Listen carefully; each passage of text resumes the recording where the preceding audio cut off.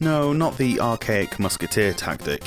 Volleyfire is a somewhat unique one-on-one shooter where you control a spaceship which moves from side to side firing lasers at an opponent, while trying to dodge ever-increasing volumes of space junk. It feels not dissimilar to Space Invaders, although here instead of a swarm of enemies you have a single target who follows the same rule set as you do. Movement is limited to that one horizontal axis for both you and your opponent, and anything that you can use to your advantage, so too can the other guy. You can push certain debris into the enemy firing line, but so can they, and you can block enemy fire by simply shooting at the projectiles. You garner power-ups from shooting other randomly appearing enemies. These include shields and weapon upgrades. The measly starting weapon can be upgraded, but only slightly, and you lose it if you die. This becomes a problem eventually, as your health doesn't regenerate between stages.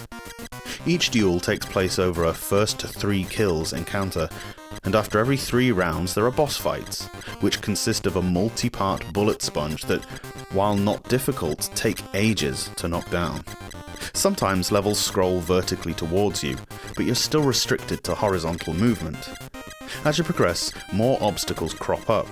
You'll have to contend with respawning space mines, other firing enemies, mirrors that reflect your fire back at you, and these rather intrusive monolith things that come up behind you and smash into the back of your ship.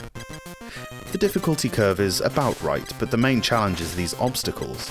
The enemies and bosses themselves don't threaten you a great deal, particularly because their AI is as dumb as a housebreak. So often, it seems that they're not even firing at you, or making any attempt to shoot around the obstacles.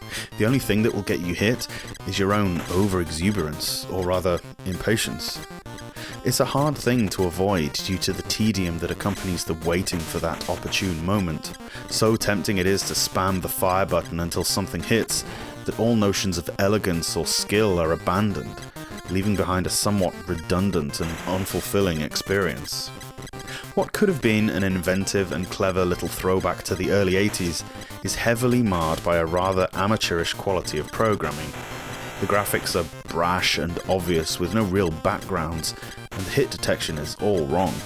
The soundtrack and effects seem to be rushed together almost as an afterthought, as it's very generic and damn repetitive. Maybe the whole thing was thrown together too quickly. It's a shame because at the outset, Toei clearly intended to release an original property rather than a rehash of an older game, and as such, they have to be commended for the spark, if not the execution.